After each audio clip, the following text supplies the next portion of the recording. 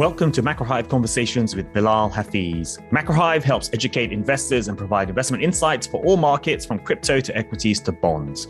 For our latest views, visit macrohive.com. So greetings and welcome, Doomberg. I feel this is a bit surreal. I'm talking to a chicken right now.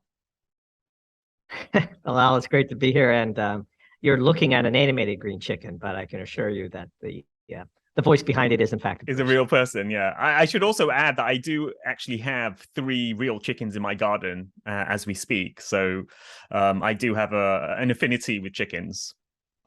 I hope none of them are green for your sake and their sake. yeah. Thankfully not. No, they're not yet, at least. But in any case, what I normally do when I have guests on is I ask about their origin story, and I'd like to ask you that to the extent that you can tell me your origin story. It'd be great to learn about what you studied at university. Was it inevitable you'd end up looking at energy markets and markets and industry in general, and some of the highlights of your journey up until this point? Yeah, happy to. So my journey begins obviously as a child. I was always fascinated by science, and but also grew up in a quite sort of, let's say, economically challenging circumstances, which many ambitious people do. And I viewed science as my ticket out of poverty. So I worked very hard, worked full-time jobs during high school, paid my own way through college. I was a bit maniacal, I would say, as a child, with the zeal to escape from poverty, which can be healthy and also can be counterproductive if you let it control you. And in my youth, looking back, it probably bounced back and forth between the two over time, which is not uncommon, I guess. But science was my ticket out. And so I worked really hard on science and ultimately ended up getting a PhD in science, and went to industry and spent several decades in industry, climbing the ladder, doing personal research at the beginning, and then graduating into management, and ultimately to sort of pretty high levels in commodity type companies that you would recognize, and led many PhDs all over the world, and really was blessed to learn a molecular map of the world, in a sense. And during my career, I became known for my ability to distill complexity, to teach scientific and technological issues to non-scientists in a manner that would allow them to decide whether they should write a check. And I did so mostly in the written form. And so that's sort of the background. Several years ago, the industry struggling, various change of controls, and Wall Street, and firing people becomes most of your job. It can be pretty depressing life to be an executive at that level. And how much money does one truly need? And so few of us with a nice mix of experience left industry and started our own bespoke consulting firm, focusing initially on C-suite executives that we knew from our Rolodex of contacts. And that was great, fun, much better way to live, perhaps a little bit less financially rewarding than the corporate track. But again, life isn't only about money. And then COVID hit, and COVID really crushed our business like many small businesses. You can imagine that consulting is an easy tap to turn off, and we understood and lost many clients as the lockdowns rolled out. And so we had a very serious question to ask ourselves. Do we reinvent ourselves as a business, or do we fold shop and go get a job and go back to the world we had left several years prior? And ultimately, through some great advice from a couple of close friends on Wall Street, we were given a bit of a clue that there might be a market inefficiency that we could help fill, which is the world of content creators. And while many content creators are excellent at creating content, our ability to run businesses really well while understanding the content was a unique angle. And so we started a new vertical in our firm, helping content creators who predominantly serve Wall Street run their businesses better. And that was very successful. And we managed to reconstruct our prior highs and more, which was very gratifying. But then the real life change came when one of our best clients, who we like to joke, if only he had followed all of our advice, he'd be doing even better.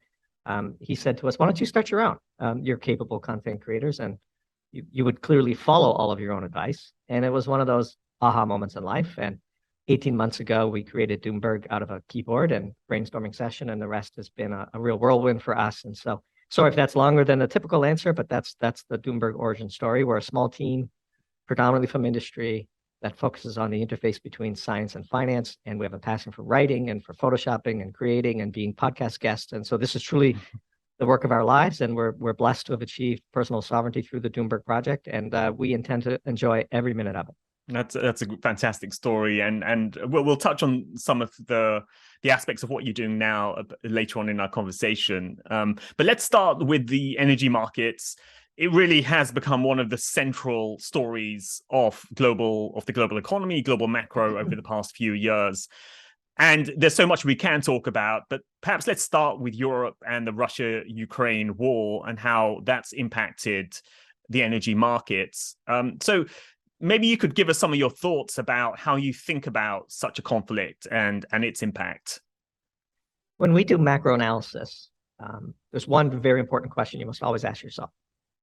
Is the world currently in a state of excess primary energy, or is the world currently in a state of an energy shortage? And your view changes radically. It's a bit flip. And prior to COVID, for several decades, the world was in a period of relative excess primary energy. The abundance was driven by the shale gas revolution and shale oil, shale gas. The US, once again becoming the world's largest energy producer, radically changed the macro economic and geopolitical framework. And people were still stuck in that framework post-COVID when we believe the world pivoted from abundance to shortage of primary energy. And when primary energy is short, energy is the master resource. Energy is the true currency. Energy is more important than treasuries or the US dollar in that scenario. And so when we pivoted from abundance to shortage, driven predominantly by the defund the fossil fuels movement, but also the COVID lockdowns put many companies in bankruptcy, and the companies that emerged from those bankruptcy proceedings had a focus on cash flow over growth. And then finally, obviously, the supply chain hiccups that have come from the shutdown has only exacerbated things. When you're in a primary energy shortage and you don't realize it, or you pretend like you're not, or you act as though you're still in abundance, you tend to make poor decisions in hindsight. And one of those decisions was Europe basically handing their energy cards to Putin,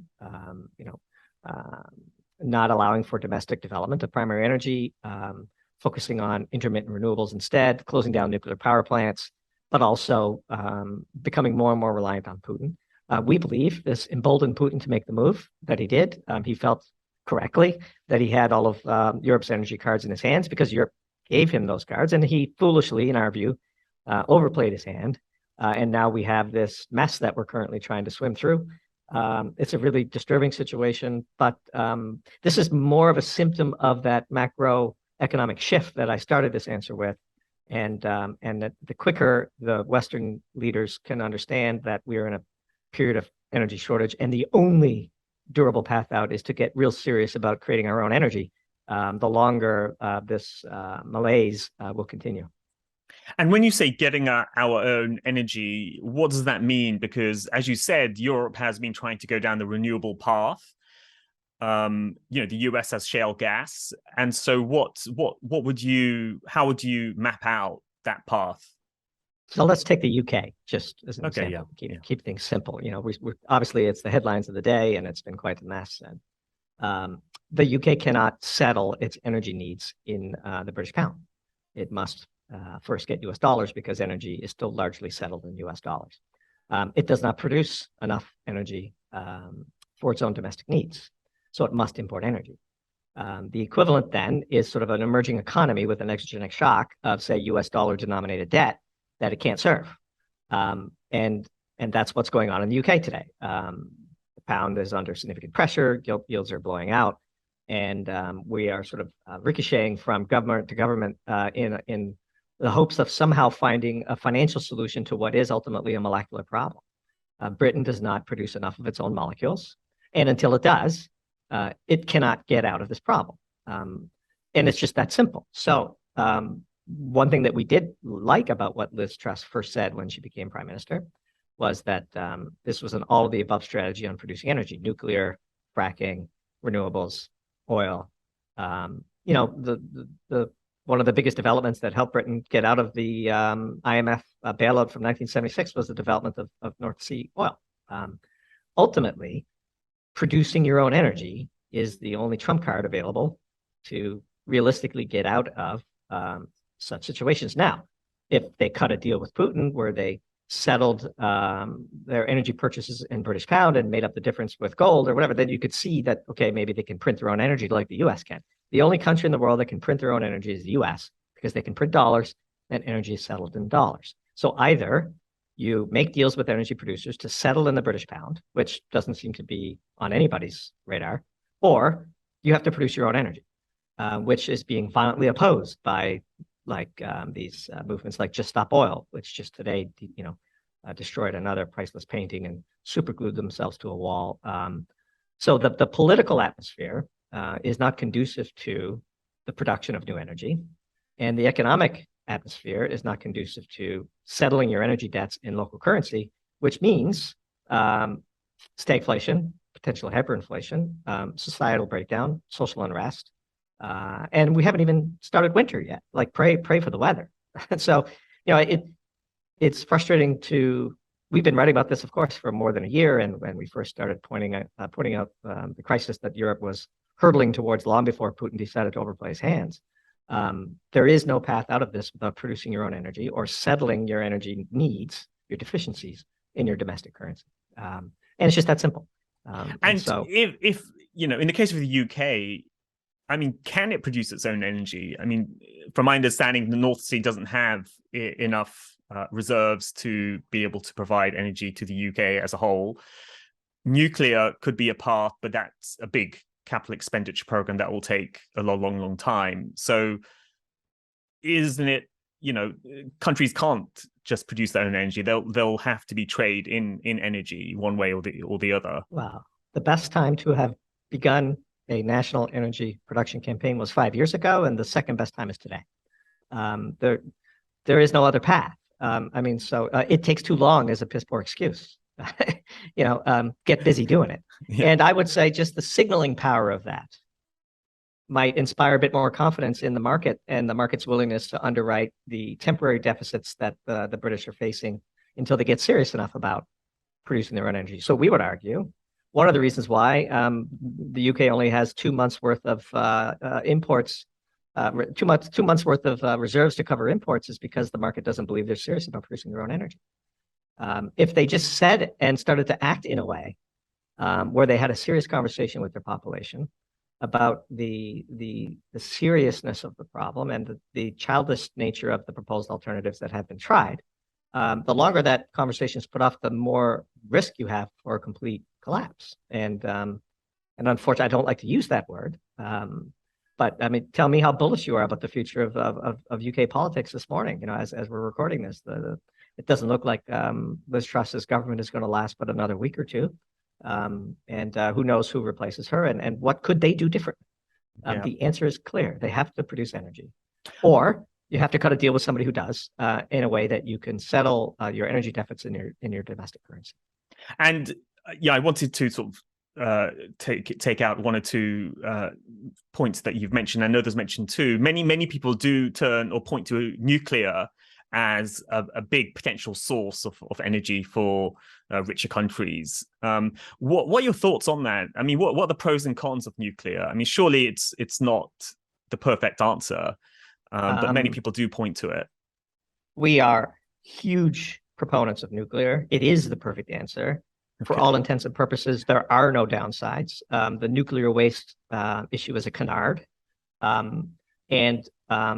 Canada, for example, Ontario shows the way. Ontario has completely decarbonized its grid, and CANDU reactor technology is amazing. And there is no path, at a minimum, to decarbonizing our economy that doesn't run straight through nuclear power.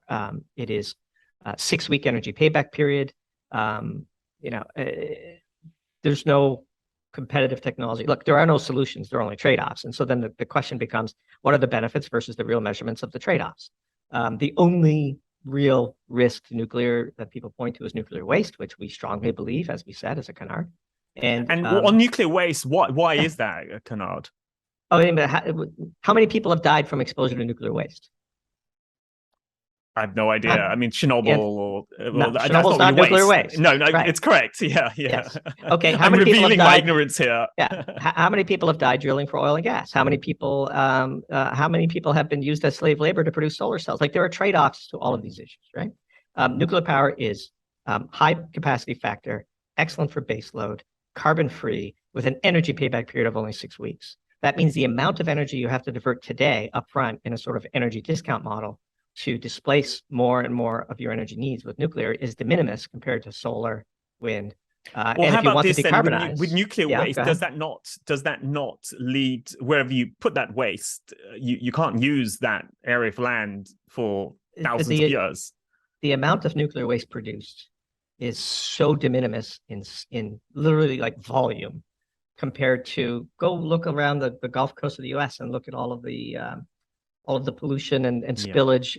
Like, there are no solutions, there are only trade-offs. And we would argue that if you truly are open-minded about it and study the nuclear waste quote issue with an open mind, as opposed to, well, here's how we phrased it in our writing. If you believe nuclear waste is a problem, you're either a victim of propaganda or a knowing architect of it. It's just that simple. It's such a minor issue. It's such a nothing.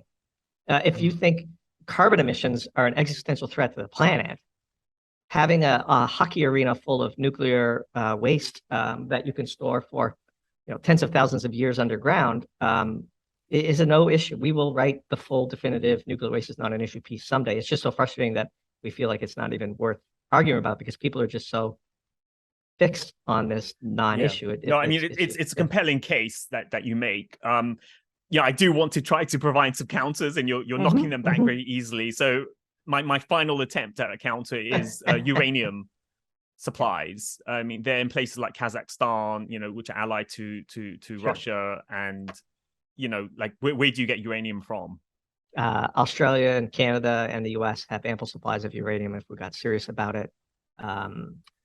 And I would also argue the price of uranium could go up by a factor of 10, and it wouldn't matter to the price of electricity produced from nuclear energy because that's actually a de minimis input cost. So unlike other fuels where the cost of the fuel is the dominant variable cost, it's just not the case with nuclear power. It's just such a minor component. Today at $50 a pound for uranium, the price is below the marginal production of most mines in the world. If the price of uranium went up to $300 or $400 a pound, you'd see every uranium mine in the Western world restart. So this is, again, a very easy constraint. Okay, no, that sounds reasonable. So what is the path for nuclear then? In your view, which country will adopt it wholeheartedly, do you think? China has 150 nuclear plants under design, 55 or 60 under construction. Japan is restarting all of their nuclear reactors and looking to extend their life. Diablo Canyon in California just got a reprieve from a very progressive governor, Gavin Newsom. The Michigan Palisades plant, which was recently and stupidly shut down, is being looked at for reopening by a progressive governor, Whitner. The Pickerington plant in Canada, thanks to the great work of our good friend Dr. Kiefer and Canadians for Nuclear Energy, looks like it's going to get a second lease on life. So we wrote a piece called Green Shoots of Logic, which lays out where we're beginning to see a turning point. Obviously, what the Germans do with their remaining nuclear power plants is another milestone. But for sure, India and China are watch what they do, not what they say. They are building out nuclear power as fast as they can, and frankly, turning back to coal as a bridge, which is rather unfortunate. But they're going to do that. China is going to bring on more coal capacity than the Western world here in the next few years. It's really amazing. And then they're going to build out nuclear power, and they're heading towards baseload power. Even though they're selling us all the raw materials we need for solar and wind. So 90% of the solar supply chain is embedded in China, much of it in regions where the US and Europe accuse China of leveraging slave labor. The amount of steel and epoxy and rare earth magnets that go into the production of a wind turbine are enormous, and those materials have to come from somewhere. And guess what? China controls those supply chains too. So yeah, I mean, again, I'm not trying to be, these arguments are so well known and so well worn that we're happy to rearticulate them. But no, it's in our view, no, it's very helpful. Yeah. Yeah. And so, And then on the funding, or should I say the defunding of fossil fuels, when did you notice that becoming like a dominant factor in the energy sector, and how important is that today in terms of its impact? Yeah, it became noticeable 4 or 5 years ago, but like everything, there's a lag. And so the perfect storm of the post-COVID world with, an underinvestment in necessary capital for the fossil fuel movement without a bridging technology like nuclear to get us to the place where we could substantially reduce our fossil fuel needs. You can pull it up. I mean, there's a great chart on Bloomberg where you look at basically the US domestic oil and gas capital expenditure taken in aggregate, which is some measure of all the publicly traded companies, I suspect. It's down about 50% from the peak 4 or 5 years ago. And the political environment to support more of it, of course, is not there, which is why we're seeing the US drain the strategic petroleum reserves at an alarming rate, which we just wrote about in our last piece.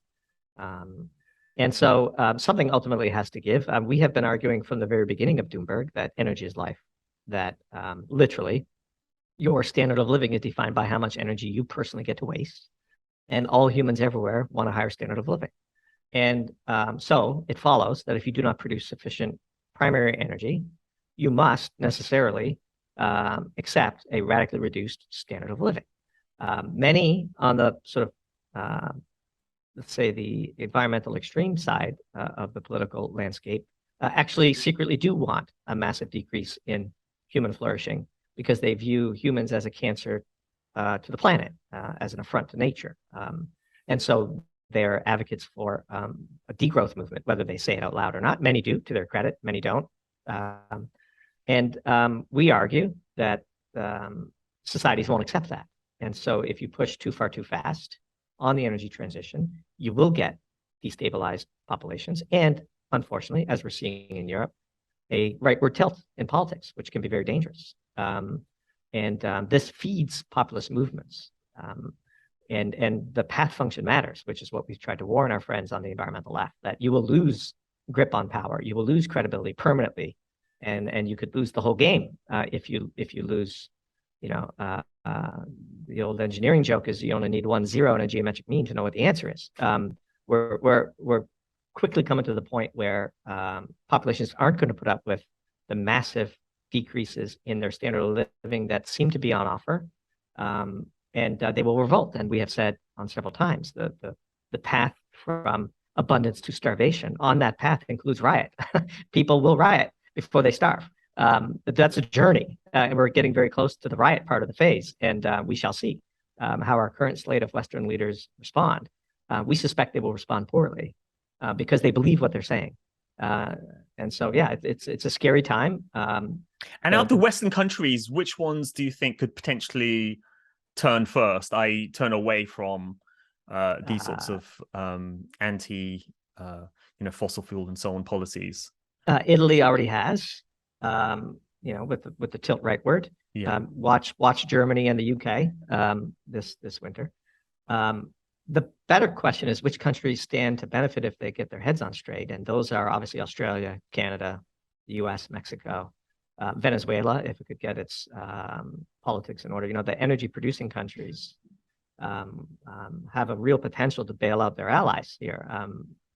If you drew a circle around NAFTA, as we've argued, you have a real energy superpower. You have the can-do reactor technology that we mentioned earlier. You have amazing farmland. You have really strong workforce. You have excellent universities and all the things that you would need to create a superpower, and you have all the energy deposits you need. So the fracking technology exists here. That's a really good point. There's sort of NAFTA energy superpower. That's a good way of framing it, actually. And we have all the fertilizer we need, and we have, we have like way more farmland. We have an abundance of food. We have deep water ports. We have excellent river systems. If we just got our act together, we could project so much geopolitical power. We could help Europe. We could dampen the ability of Putin to get away with what he's trying to get away with. We would be, the true sort of axis of freedom and democracy and geopolitical power that we convince ourselves we are, but probably haven't been in the past few years. And so the path forward is very clear. You embrace science and physics, and you engage in a renaissance of nuclear power. You take full advantage of the U.S. Natural gas deposits to, for example, construct your own polysilicon plants so that you can make your own domestic supply chain, and you don't have to rely on dirty coal and slave labor in China to make your solar panels, so you can feel good about doing your part for the environment. We could co-locate polysilicon production. Look, solar panels are very energy intense. Taking sand and turning it into solar grade polysilicon requires an enormous amount of energy. We could either allow China to burn dirty coal to create that energy, or we could use the excess natural gas that we have in the US, maybe even attach a carbon capture plant to it, and produce our own polysilicon here. Why do we export the dirty parts of the business to the rest of the world, who have far fewer environmental controls than we would impose on our own domestic energy producers? But alas, it makes far too much sense. And so it's almost guaranteed that it won't happen. And what is the state of the US shale industry? Because it seems like from around 2015 onwards, it's really in quite a bad state. Well, if you divide it into two parts, shale oil and shale gas, I think it's two different stories. Okay. So at the highest level, you're correct. Using access to cheap money and a strong desire to grow, the shale patch destroyed an enormous amount of investor capital. There's no question about it. And a lot of those companies went bankrupt when we shut down the economy and we ran out of storage.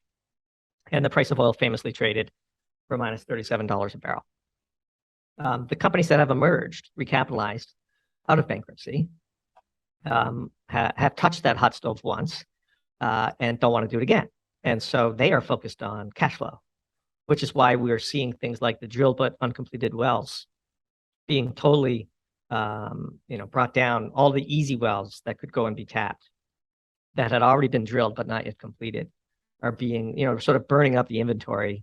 And yet still the U.S. has not reachieved its pre-COVID highs in oil production. And so we're worried that oil production is probably going to turn over here in the shale patch pretty soon. And when there's no more oil in the strategic petroleum reserves, as we wrote in our last piece, we will have effectively handed all the leverage to OPEC. And if anything, they've demonstrated in the past few weeks that they're not afraid to use that leverage against the U.S. So natural gas is a different story.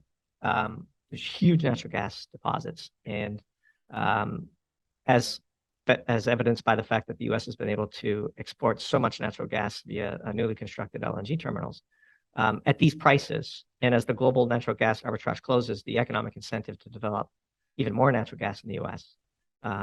There, the sky's almost the limit. The only real constraint is pipelines to offtake the natural gas out of the remote fields.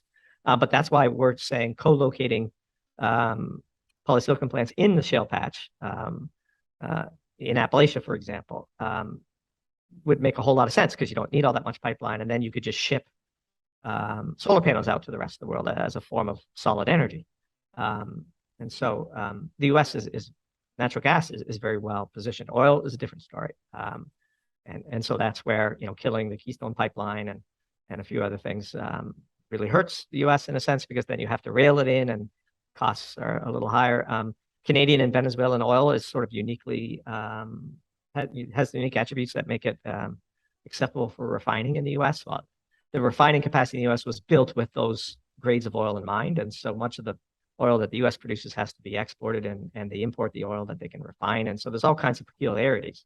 But by and large, we're bullish on natural gas and are cautious on the U.S. ability to substantially increase its oil production from here. And you mentioned the SPR, the Strategic Petroleum Release. The U.S.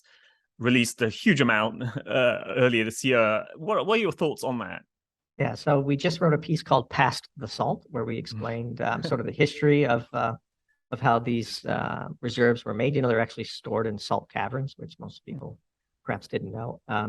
The amount of oil being released from the Strategic Petroleum Reserve by Biden is alarming and unprecedented. And it's actually averaging 1 million barrels a day. And so if you look at current U.S. production, and then you add the SPR on top of it, then you get back to where the U.S. was just before COVID, 13 million barrels a day. That can't go on forever. OPEC knows it. In the piece, we said that Biden is playing poker with his cards turned up, and ultimately, this puts the U.S. at significant risk, both economically and geopolitically. It was created as an insurance policy and as a hedge against disruptions of supply for political reasons from the OPEC member states. You probably know, but it was created and funded in the aftermath of the 1973 oil embargo. So it was built to take away leverage from OPEC, and by draining it, we have given that leverage right back. And then last point I'll make is it's very difficult to imagine a political environment that would be supportive of refilling it. No politician ever wants a higher oil price, and progressives view any support of the fossil fuel industry as a non-starter. And in the piece, we tell the story about how at the peak of the COVID pandemic, when with oil prices at historic lows, Trump tried to top off the Strategic Petroleum Reserve, only to have the funding for it killed by Chuck Schumer in the U.S. Senate, a vote that he was very happy to brag about, even at the depths of the price crash in oil. Because when oil prices are really low, progressive environmentalists will say this proves that the world doesn't need it. And when oil prices are very high, you can't afford to refill it. So under what scenario, once the SPR is effectively empty, will a political environment exist where there's support to actually refill it? We're dubious. On the politics, you mentioned Schumer and Trump. If we do get a Republican presidency and control of Congress, so the full control, would that see a more favorable energy policy?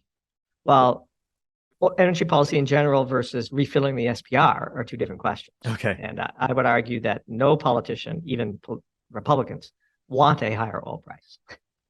They want higher production, which necessarily leads to a lower oil price, which is always the sort of conundrum of the oil industry. Is the more they produce, the less money they make. Anyone who's spent any time in commodities like we have knows that you make all your money on price, not volume. And so under what scenario, with oil at $50, would a conservative U.S. president facing a midterm election want that price to go to 70? None. And so we're very, very skeptical. That's why the draining of the SPR at such an alarming rate. The chart is really striking that we include in the piece. We're down 185 million barrels year to date, which is just unbelievable. It's remarkable, yeah. And so this is a big deal. But we do mention in the piece this is very disturbing. But as you research these things, you sort of have these aha moments. The politicization of the petroleum reserve has been going on for some time. And so there's this little trick in the U.S. politics. I don't want to dive into the details, but I think it's informative, where congressional bill writers are very concerned about what's called the CBO score, the Congressional Budget Office score. And the CBO has fixed rules. And one of those rules is the 10-year impact of your decision with no discount factor calculated back to today is the number they spit out. And so what you've been seeing since 2015 is all these acts where they call for future sales from the SPR 10 years out. So in 2015, a bill called the Fixing America's Surface Transportation Act of 2015 called for SPR sales of 66 million barrels in the years 2023 through 2025, 10 years later. And then they get to count the revenue from that to offset the spending and make their bills more budget neutral. Well, once you've learned how to rob the piggy bank, it becomes irresistible. And as we describe in the piece, there's another 170 to 200 million barrels of future sales mandated by laws that Congress already passed that have not yet been executed that will. Because in order to overturn them, you have to cut money somewhere else in the budget in your new bill. Otherwise, your CBO score gets worse. So there's nothing strategic about these mandates, but they have served to normalize the conversion of this national insurance policy into just another political piggy bank to rob. And then Biden has taken it to the next level. And by the way, this is a bipartisan thing. Republicans do the same thing. We try hard not to be political, but you have to understand politics in order to understand what's going on. And once the SPR reserves have gone to zero, say, then there won't be any potential future sales that can be used to fund other projects. So it's on a path that's quite bad in terms of the way budgets are done. Correct. And once it goes to zero, we have no real There's no buffer, no insurance. There's no functioning tools to buffer the economy against huge shocks. And if we've learned anything, that the price elasticity of demand for oil is highly inelastic, and it doesn't take much in the way of shortages to make the market clearing price inaccessible for all but the wealthiest in the world. And this is a big deal. We are draining the largest buffer of energy in the world for political reasons, period. And it's just undeniable that's what's occurring. I mean, the sales were scheduled to end just before the midterms. Biden called OPEC and begged them to postpone their production cut for a month to get them through the midterms. And so we end the piece with, let's imagine what a post-midterm world looks like. And that's coming soon, regardless of who wins, by the way. The oil's gone and won't ever be put back. And you mentioned OPEC. So, we recently heard that they're going to announce cuts of 2 million barrels, but it may in reality be 1 million, depending on how you do the accounting. But they're cutting. What's their motivation? How does OPEC fit into your way of looking at the world? Yeah, good friend of ours on Twitter, never met in person. Dr. Anas Sibaji. Likes to point He's out a former guest of ours, actually. Oh, wonderful. So then you know him and understand his expertise. We've learned a lot from him. And one of the benefits of Twitter is just this raw, direct access to as many experts as you can get. He says there's 3 stools to every OPEC action. There's their production targets, which was cut. There's their actual supply to the market, which is the second stool, and not necessarily connected to the production targets because they have inventory themselves that they could supply. And then there's the price they charge. And you have to understand all 3 before you can understand what OPEC is up to. OPEC, we believe, was not capable of achieving its current production targets before the cut. And so in reality, this is more likely a cut of around 1 million barrels a day, like you indicated. And then when you consider, as Dr. Anas just put out in a recent YouTube video, that we're past the cooling season in the Middle East, and much of the domestic consumption of oil that is used for such purposes is now free to export. The actual supply impact on exports is pretty de minimis from these cuts. And it should be viewed as a protecting the current price, not trying to increase it. But Biden, of course, wanted a much lower price and needs a much lower price, and as does the Fed. The Fed needs a much lower oil price as well. And so by not effectively increasing supplies, that's what has infuriated Biden. And, if you look at the latest US production report issued yesterday, and you squint a little bit, it does look like it's turning over. And so, the post-election world could be a very interesting one. And in terms of the oil price, it has been falling for the past few months. Even nat gas prices have also been falling. So many people have said, okay, we're past the worst. We worst case prices could stay where they are, but we may even see lower prices. So what's there to worry about? So 2 points to that. One, prices are still extremely high versus history, especially in Europe and Asia, and especially for natural gas. 2, a lot depends on the winter and the severity of it. And then finally, I would add, we're now just starting to see the second and third order effects of this energy crisis. So the next step downstream in the supply chain, the energy intense manufacturers who are shutting down,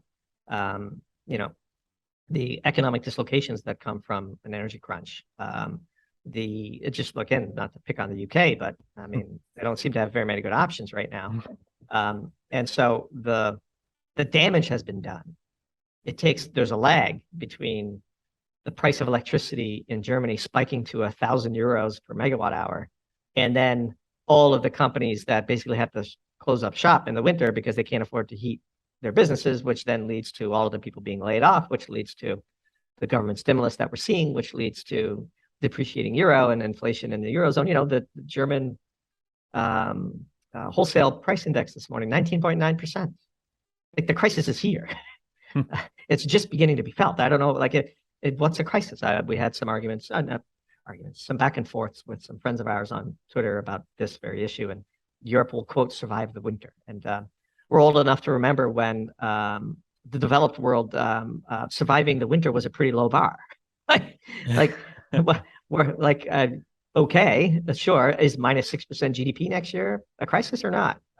Is the UK running out of foreign reserves to fund its trade deficits a crisis or not? we would argue that they're crises. And so, yeah, natural gas is $45 per million BTU in the UK today, down from 100.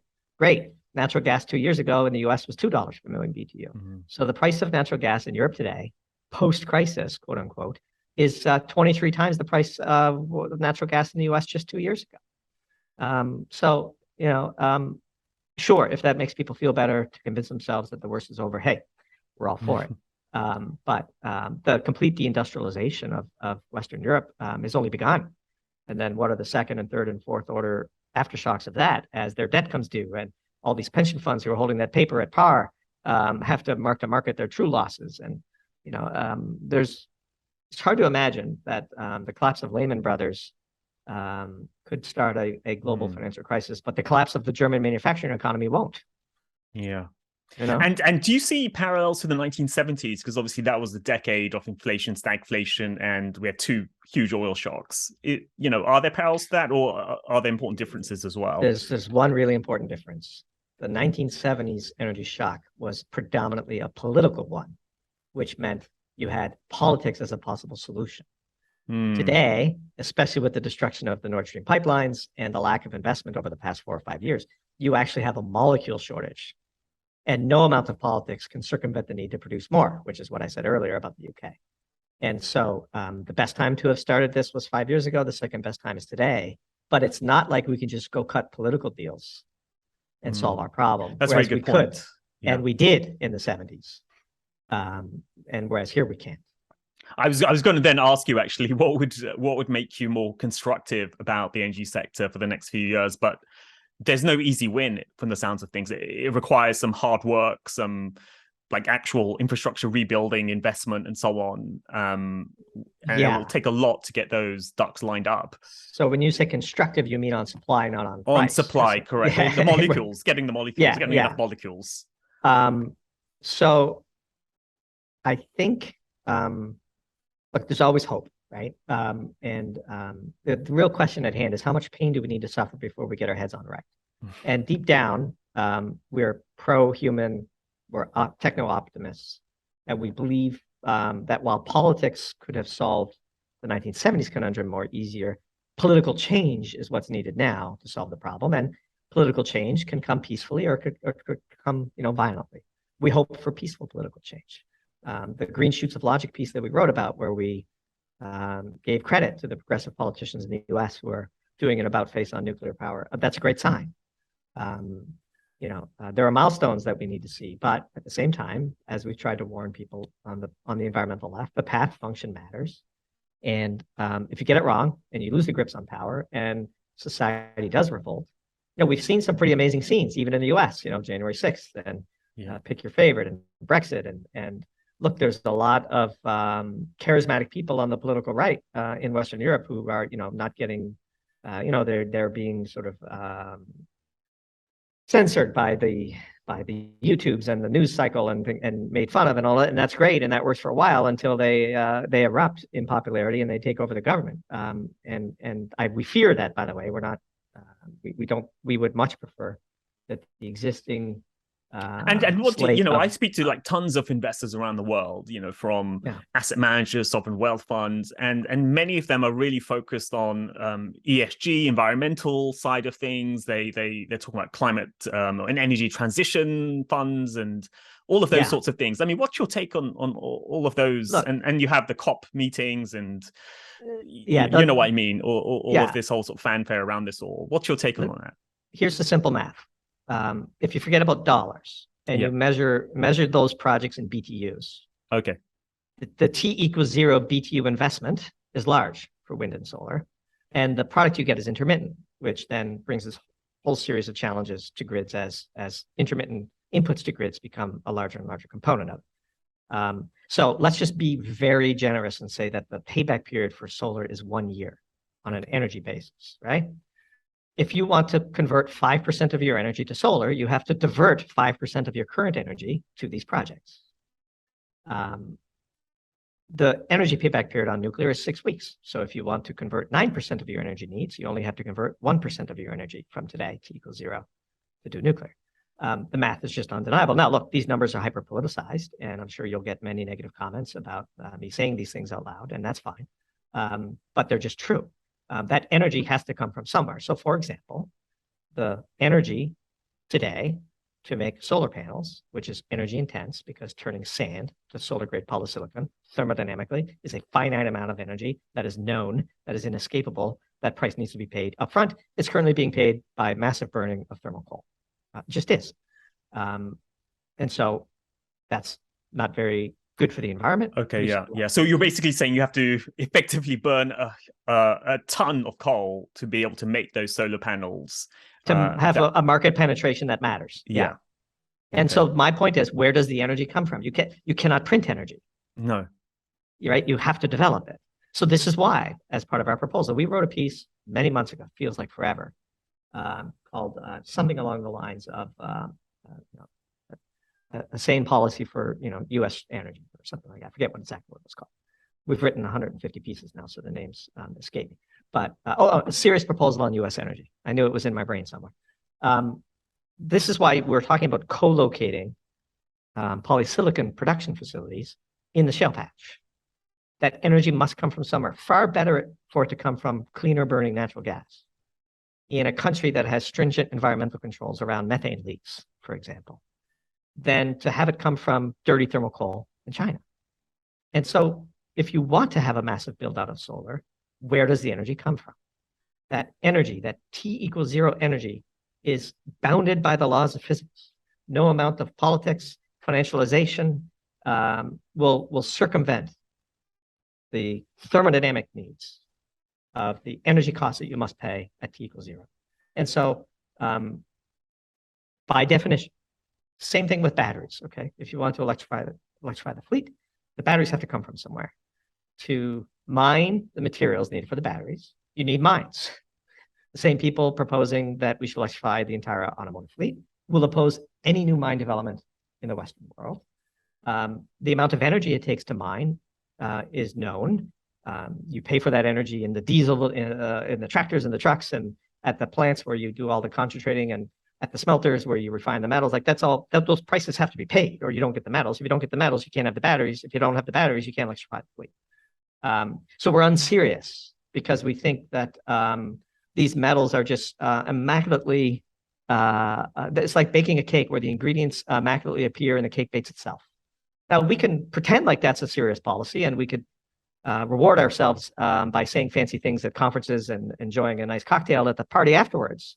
But if you don't face reality, reality will face you. Where does the energy come from to implement the transition?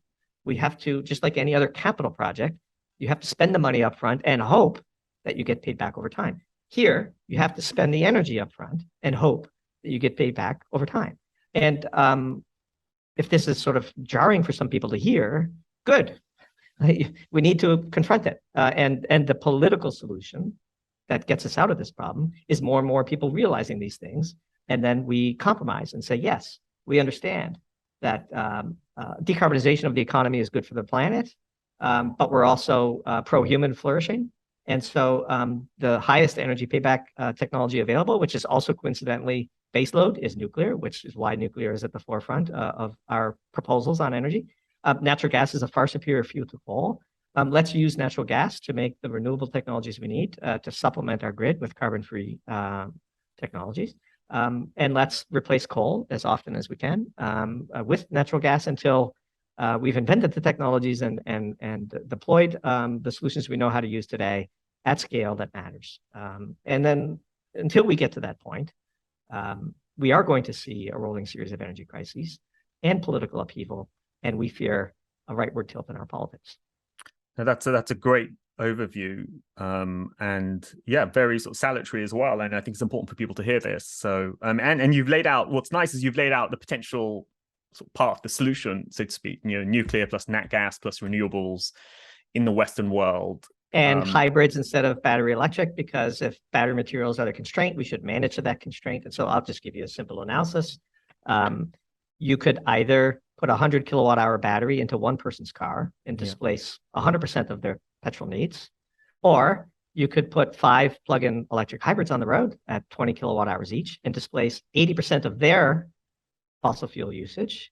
And 8 times 5 is 4 times more than 1. Like, so if battery materials are the constraint, we should be focusing on plug-in hybrids, because the parameter that you need to optimize is gallons of fuel abated per pound of battery material, right? And so in Australia today, for example, the Greens are pushing violently to only support full battery electric vehicles and to give no federal support for plug-in hybrids. It's a stupid policy. Good luck. It just means that the price of nickel is going to go up by a factor of 10, and the price of lithium is going to go up by a factor of 10, and the price of cobalt is going to go up by a factor of 10. And we're not going to green light or permit any new mines, and then there won't be any batteries because people won't afford to have them. Whereas if we had a smart policy of truly optimizing around the constraints which are real and immutable, we could do better. So that's the types of proposals that we put forth that we think are grounded by physics and reality. We understand that sometimes people have been sold something that just isn't true, and nobody likes to be convinced that they've been fooled. But eventually you have to confront reality because in the battle between platitudes and physics, physics is undefeated. Yeah. Okay, well, I mean, I think we've covered a lot. So I just want to sort of pivot the conversation a bit and talk more about you and your business. And in particular, you have a very particular view about independent media and censorship. So can you talk a bit more about how you sort of see the media or the research, or, you know, this whole content space, and why you've taken the path that you have? So it's a great question. There is a ongoing trend of censorship, which is a very dangerous one in our view. And people are smarter than our government leaders give them credit for. They recognize, in many cases, propaganda for what it is. If government feels that certain viewpoints shouldn't be heard, that's usually not a great sign for society. Obviously, there are limits. You can't yell fire in a crowded theater, and we get all of that. But we're not talking about such limits. But by and large, I do think that the mainstream media, the traditional media outlets, their business model is broken. And what we're seeing now is this amazing birth, this decentralization and digitization of independent voices. And look, we've earned our audience, right? If our pieces weren't good and backed by data, and we didn't market our pieces correctly, we wouldn't have built the great business that we've built. We're very thrilled to have built this business. Our business is 100% subscriber supported, which means we do not rely on advertising, and we do not rely on sponsorship. And there's nothing wrong with those models, except they don't work.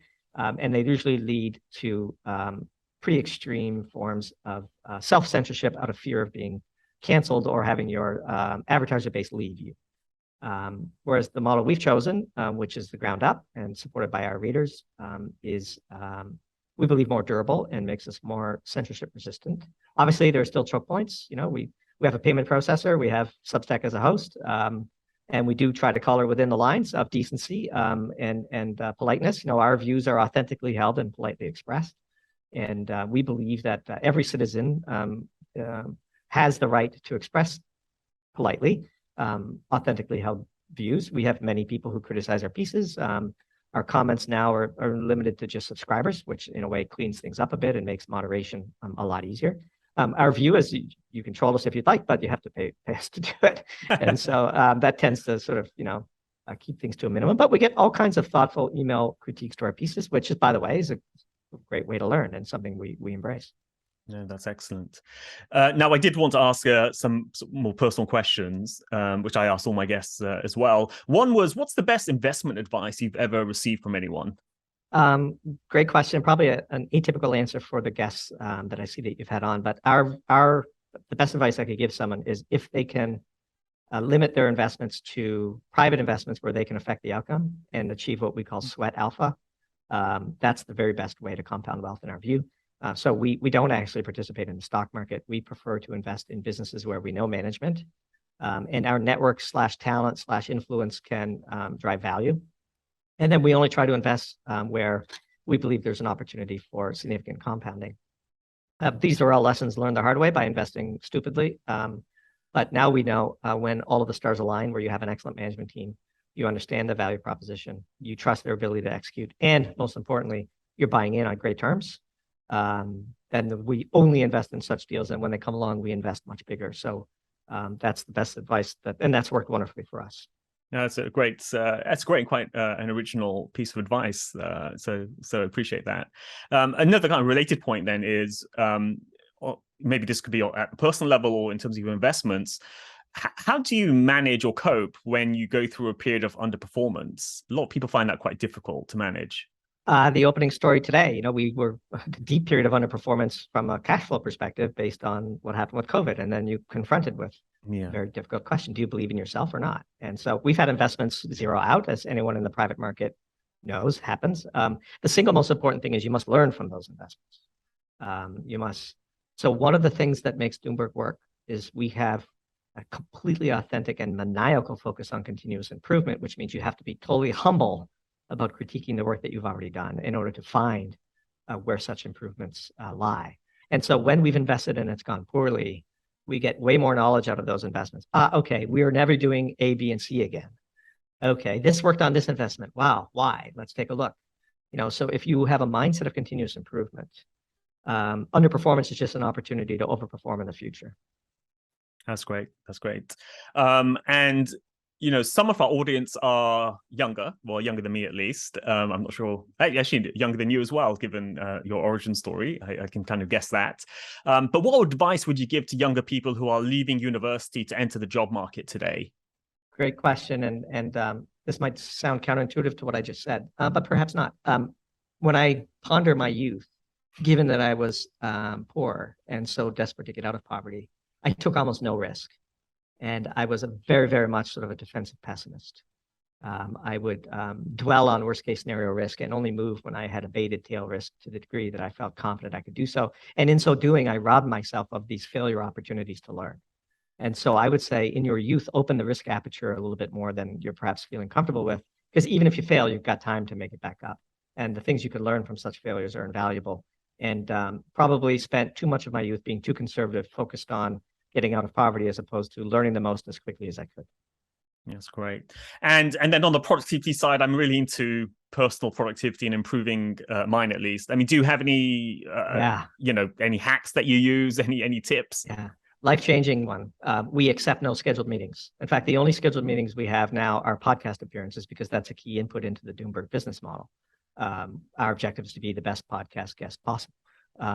But we refuse all scheduled meetings, and we have done so for several years. In response, we commit to our clients or to our friends that we are going to be extremely responsive. Text me, email me, DM me. You're going to get an answer within minutes. I don't need a half hour of your time on your calendar to feel productive. And so we just tell all of our clients, we're going to be different. Do not schedule a meeting with us. We will not attend.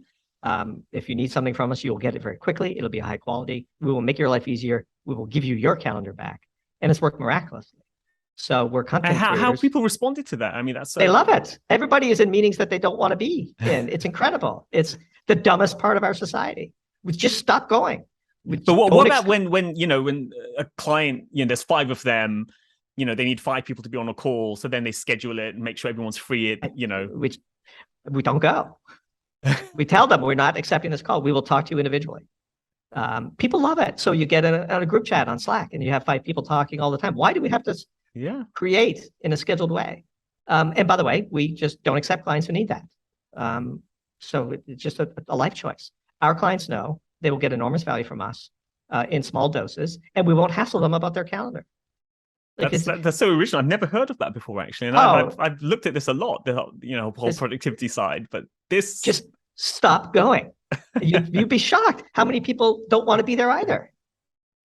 Modern corporate culture is absurd with its meetings. And it's only gotten worse with work from home. You would think it would be the opposite. But literally, meetings is the only thing you could do to feel productive. People have this panic about being seen as being productive.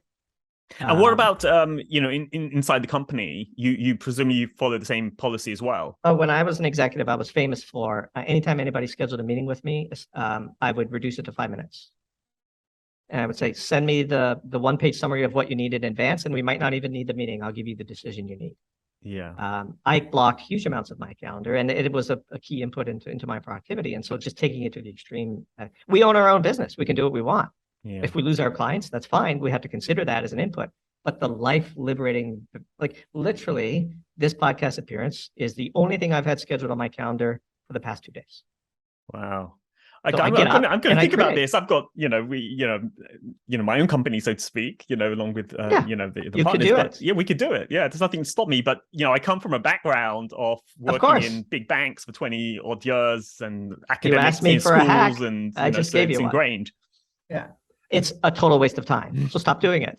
I like that. Just that simple. Yeah. Now, final question: books. Any books that really influence you of your career or life in general? Yeah, I would say, Energy and Civilization by Vaclav Smil is a good one. Smil, sorry. Anything by Daniel Yergin and the history of energy is fascinating. Used to read a lot more books in my youth than I do today, because now information comes in bite-sized morsels, and so we heavily manage our Twitter using lists so that we can only, get information from people we view to be trustworthy or useful.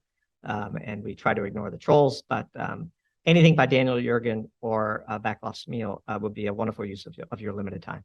Great, that's excellent. And finally, how can people follow you? Our primary content is published on doomberg.substack.com. Okay. As we said, we are 100% subscriber supported. Amazingly, a month ago, we became the #1 financial Substack in the world. Congratulations! If you can believe that. From opening up our paywall in April, we've rocketed up the leaderboard. It's truly an amazing accomplishment. We've achieved personal sovereignty. We're thrilled, humbled, blessed. We intend to cherish every minute of it and not waste a second of it in meetings. And so we're focused on continuously improving Doomberg. We're also on Twitter, which is kind of the front end of our funnel, if you will. We try to produce independent content on Twitter in bite-sized morsels, optimized for that particular algorithm. You can find us at Doomberg T, add the letter T at the end of Doomberg for Twitter. Somebody is squatting on Doomberg, unfortunately. So at Doomberg T on Twitter, Doomberg.substack.com for our writing. And Val, it's been a really fantastic conversation, and appreciated the invite, and looking forward to coming back in the future. Likewise, yes, it's been a very eye-opening conversation. Thanks again. Thanks for listening to the episode. Please subscribe to the podcast show on Apple, Spotify, or wherever you listen to podcasts. Leave a 5-star rating, a nice comment, and let other people know about the show. We'd be super grateful. Finally, sign up for our free newsletter at macrohive.com/free. That's macrohive.com/free. We'll be back soon, so tune in then.